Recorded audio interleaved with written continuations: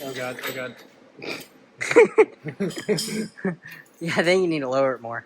No, it's not loose yet. Nah. Boom. So I just started tearing down the LS block for the red truck. All the bearings so far look pretty good. Really good. But we're gonna have to hone out the cylinder walls and clean everything up just because they're so dirty, but we'll see how everything else is. So we're gonna strip the whole block and then figure out what needs to be replaced, what needs to be done, and then put it all back together, get new seals, and do what we did with the blue truck pretty much. This will have a stock cam and stock torque converter. We're leaving it all stock so I don't have to get it tuned or anything like that, hopefully. It'll have pretty much custom exhaust and intake, but shouldn't have too much of an effect. And then, you know, we'll build the crazy turbo engine soon in the future, but for now, this is just the mock-up start motor to get me back and using my own truck for my jobs, really. Get a little update on my progress. So I got all the pistons out, got the timing cover off,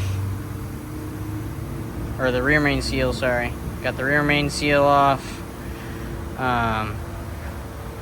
All the main caps are about to be off, and then we'll pull the crankshaft out.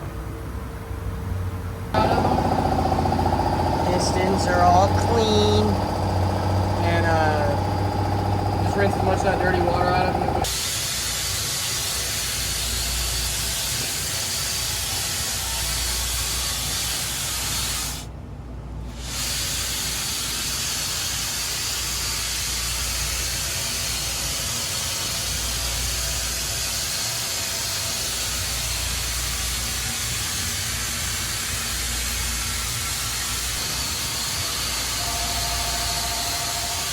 So basically what we're doing, dial bore gauge, probably have heard of these before. The way you have it set, you take a mic, which is like a little C-clamp looking thing that can make two points a very specific distance apart, and you set this so that when it reads 0 up here, that the bore of the engine is where you want it to be. So technically, if you have an engine that is, let's say, 4-inch bore, the actual bore of the engine itself will be bigger than 4 inches. The piston will be exactly 4 inches or very close to it, and the bore will be just a little bigger because obviously the piston has to be able to move in there. So this is zeroed so that, I think the bore for this is like 3.850 or something like that, so that when this hits 0, it actually is like 3.855. So that the piston will be tight in there, but not so tight that it can't move. So what I'm doing right now is I stick it in here, and you have it right now. I have it at an angle. It's not like if you look from the side, at least it's at a little bit of an angle. And I'm going to bring it to where it's level. And what happens when I bring it to where it's level? If you look at the gauge, it starts to move up. And you want to find where the gauge stops moving up at, and that's where what the bore is. So right now we are just a little bit under 0, which is where we want to be. I think at the very, very top we could actually stand to cut it just a little bit more. It's always better to be big rather than small, and you can go a 0.5 thousandths or 1 thousandths big and it not cause really any issues. Now you want to be as close as you can, but obviously you can't always be perfect, especially when you're using a machine like this that's a manual machine. You know, electronic machine might be able to get a little closer, but with a manual, that's about as close as you're ever going to get. Turn it on with it in the bore, but not tight. This is how you tighten it. Get it turned on, you grab this, and go up against the bore.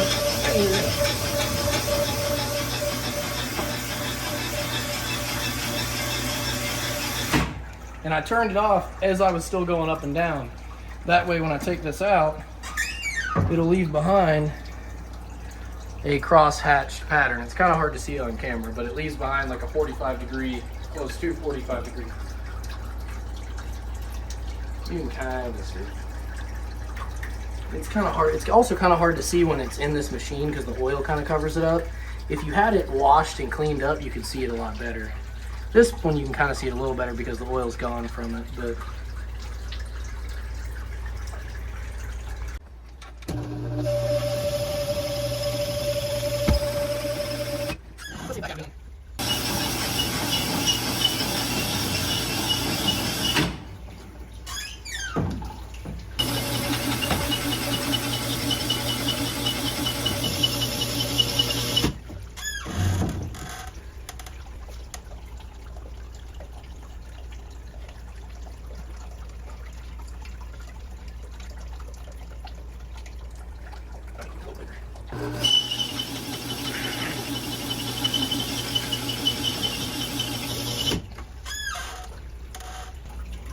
yeah, that's it right there.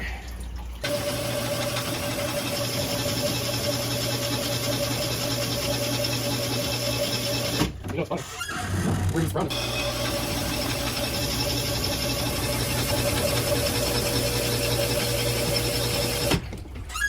But yeah,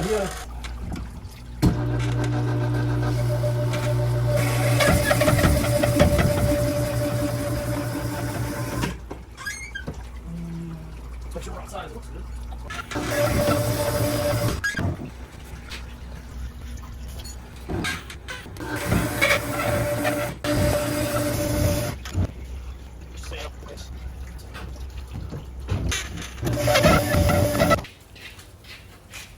This is the frame we're gonna put it in. Mm-hmm.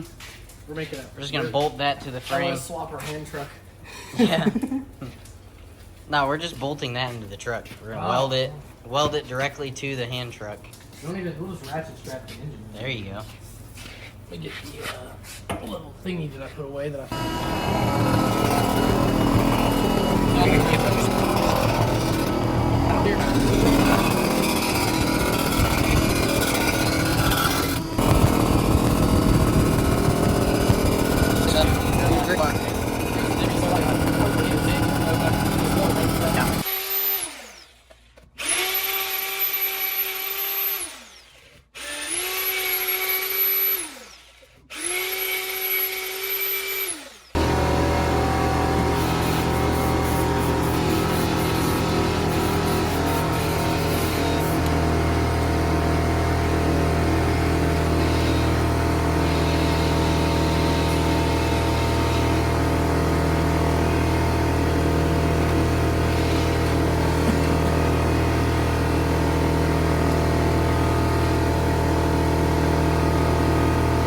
Start watching paint dry.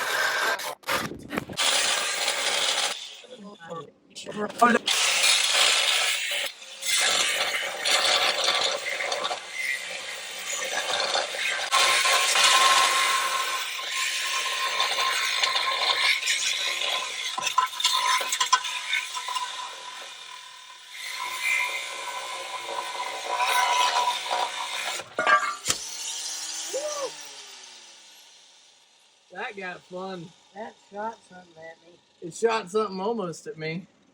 It broke the thing is what happened. Well, that was cool. Broke the blade or what? Broke the blade, yeah. The cutting wheel. Like when the piece fell, it broke the cutting wheel. Yeah. I didn't think it was going to completely fall like that. I just thought it was going to I don't know. What I thought it was I guess that was a good cut. Yeah, it cut all the way through. So we just got to clean.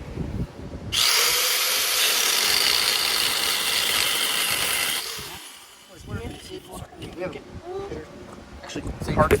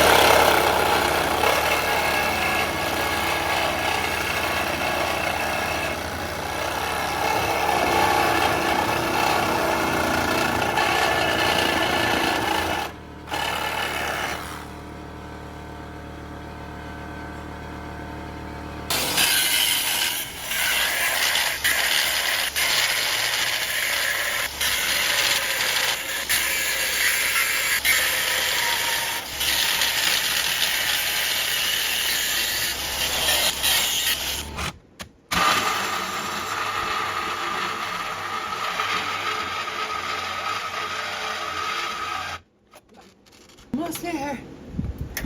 Almost there. Shit. You can do it.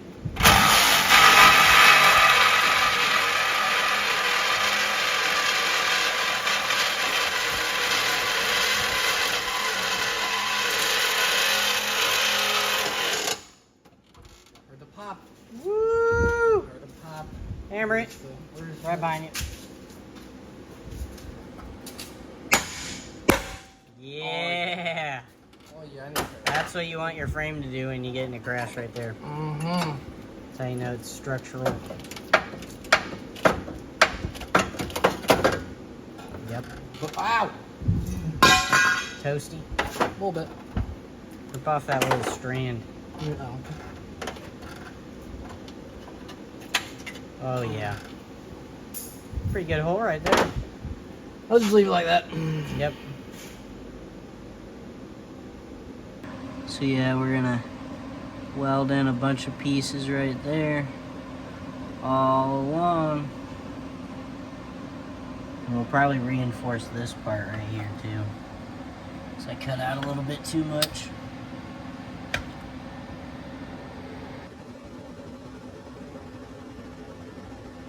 No, leave. Oh, that's shit. No, no. Where's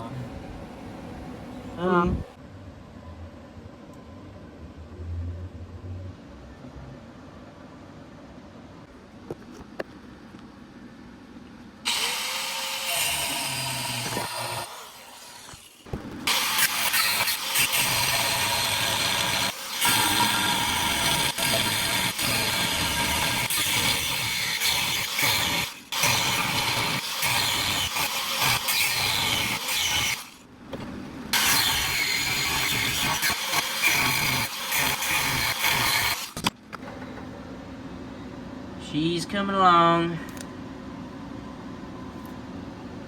Didn't look too bad. Missed a little hole right there. Pretty good though.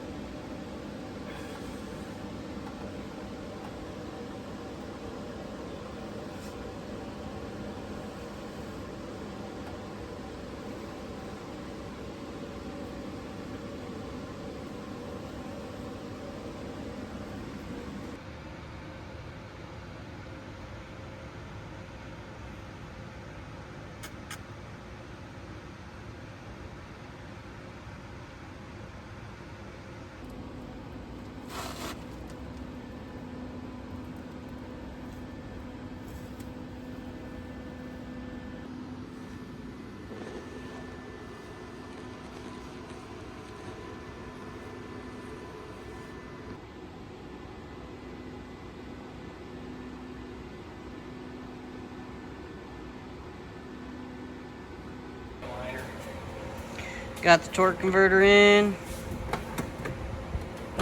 Got the mounts in. Push this, or while I push